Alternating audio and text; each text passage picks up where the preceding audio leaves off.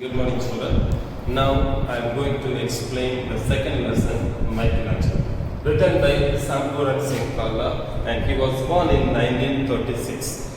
He is better known by his pen name Ulsa, and he is known for his poetry in Hindi, Urdu, Punjabi, and other languages. And he has written so many lyrics for the Hindi cinema.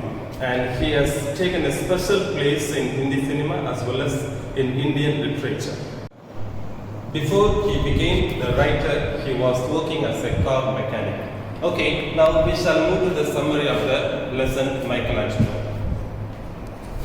4 years had passed since he had returned from Florence, and now he was in Rome. And he was given a special task by Pope Julius, that was to carve Sistine Chapel. That means he has given a big task, that is a special task to paint frescoes that he has taken from the Bible. That means he has to read the Bible and he has to think and he has to imagine the faces of the Jesus Christ, Virgin Mary and Judas in order to make a last judgment, right? Okay, now after so many years, that means after 4 long years, he had found no faces alike. That means all the faces were looking same, and he wanted to choose a special face for Judas, right? He was too much worried and he was just thinking about a lot how to find the face to draw Judas. As he was thinking, suddenly Pope Julius entered and he was just looking at Michelangelo, and he thought, yes, this man had some problem in his mind. Let me go and ask him, what is your problem? So Pope Julius went near to Michelangelo and asked, Angelo, what happened? You are thinking too much. And he told, in Rome, all the faces are alike. I cannot even find a different face. And now he told, okay, so if you are saying like this, then what do you find on my face? And he told at once, I find a burning candle on your face. And Pope Julius did not even understand what Michelangelo was saying. After a few minutes, he understood what he was trying to say to Pope Julius. Now, Pope Julius told, I have understood what you told. Yes, I am just a burning candle. Not only I am, but there are so many burning candles. And I am not only one, the burning candle to stand at the altar. Now, we'll move to the special task to paint frescoes that has been taken from the Bible. And Michelangelo was just thinking what I have to do. I did not even find the special face for painting Judas. And now Pope Julius, he remembered how I have given him the assignment. Michelangelo was once carving the crucifixion that's for the Church of Holy Spirit. And he at once came to Pope Julius and he told him that I have found a special face, that is the dead person.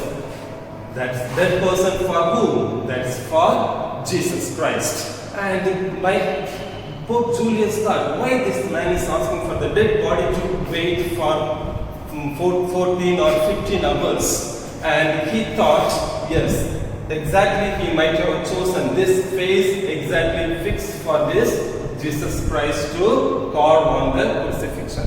And that is for this Church of Holy Spirit.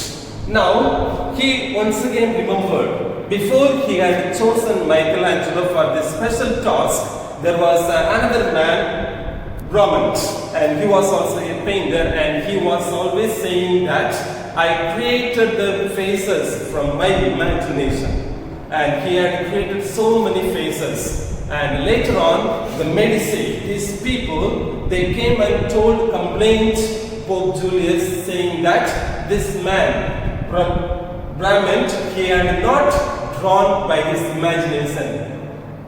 Rather, he had drawn the faces of from his own family members. It's just like a resemblance of his own family members.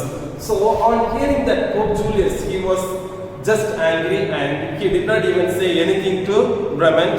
Directly he called him and told, okay, now stop your work, you can go back. Now I am going to choose another person for the special task. So in this way only, Michelangelo was given the task to make the last judgment.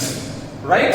Okay, so now we will move to the faces. And now as the conversation was going on between Pope Julius and Michelangelo was much worried about the faces. So as Pope Julius was saying something, and this man did not even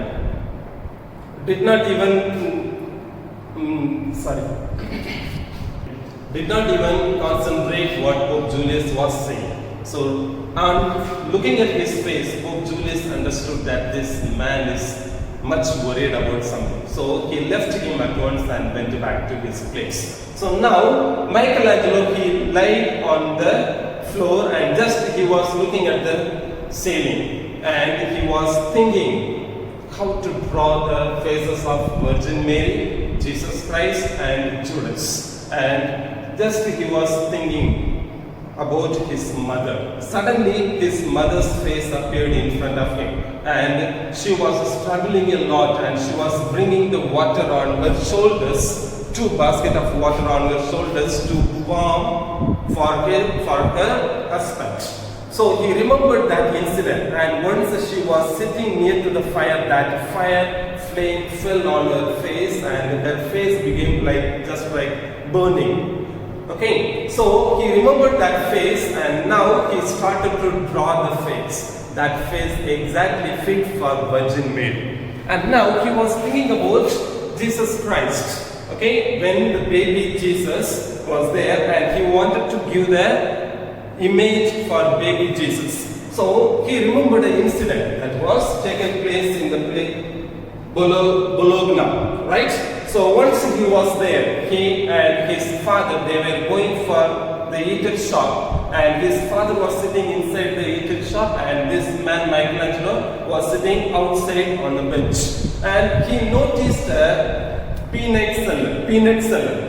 Okay, and once he was waving the peanuts and he went there and he bought some peanuts and just he was eating that. Okay, so and in a long distance he was noting the peanut seller, and as he was waving and some peanuts fell on the floor, and there he saw an urchin boy and he was running from that one distance to near to the peanut seller and he picked some of the peanuts from the floor, right?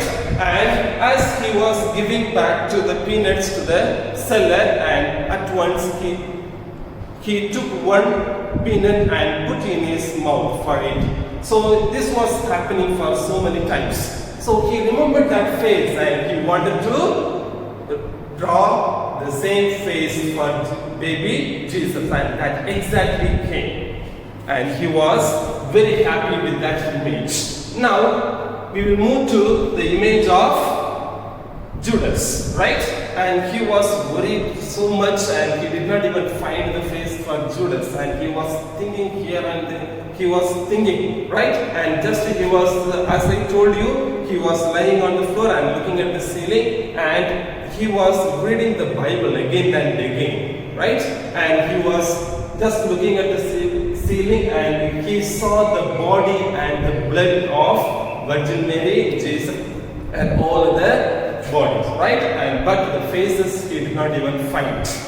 Now once again the Pope entered and he came near to him and told, Michelangelo, what happened? You are murmuring something. And he told, no, I am not murmuring, I am revising the verses, I am saying the verses again and again for what you are saying. And he told, to find out the images. To find out the images, I am reading the verses again and again so that I may get some ideas to draw the image.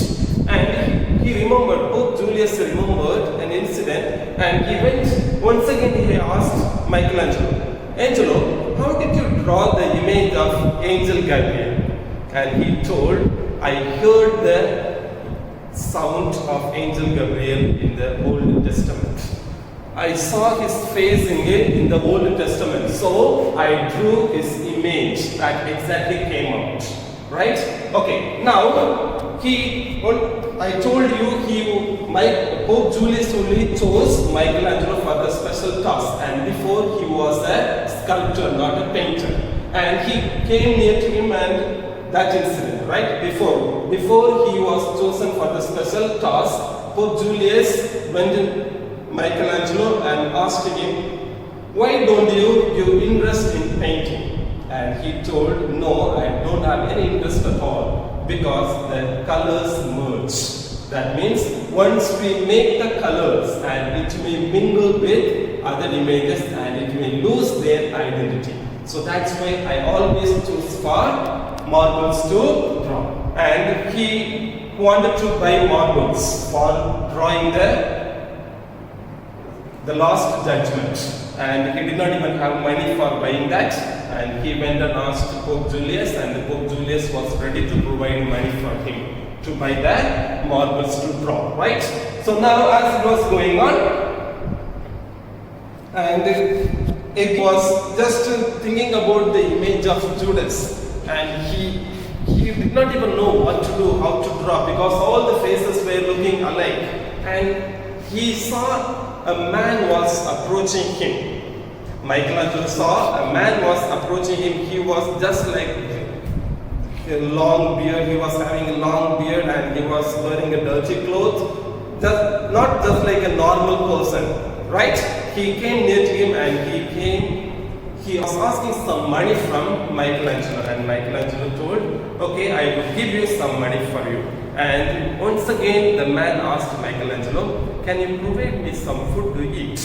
And Michelangelo told, okay, I am ready to provide you food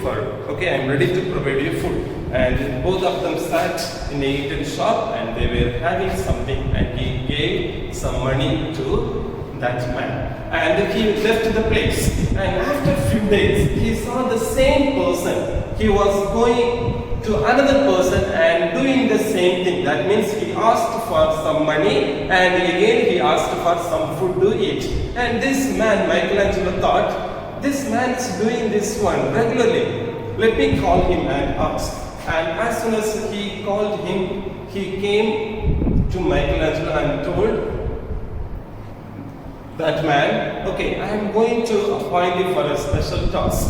Do you accompany me? And he asked, for what? No, I want to draw an image of Judas. And now Michelangelo thought, this is the exact image to paint.